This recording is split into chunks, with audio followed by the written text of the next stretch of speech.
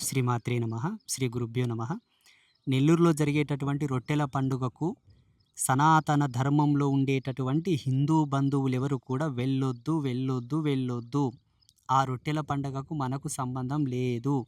ఎందుకోసమంటే అక్కడున్నది ఒక మహమ్మదీయ సాంప్రదాయకమైనటువంటి ఉత్సవం. ఆ ఉత్సవానికి మహమ్మదీయులు మాత్రమే వెళ్ళాలి. వేరే వాళ్ళు వెళ్ళొద్దు. ఈ మాట నేను చెప్పేది కాదు. వాళ్ళే చెప్తారు. ఏం చెప్తారు? మనం హిందూ దేవుళ్ళకు మొక్కకూడదు. హిందూ దేవుళ్ళని కొలవకూడదు. హిందువులతోని పోకూడదు.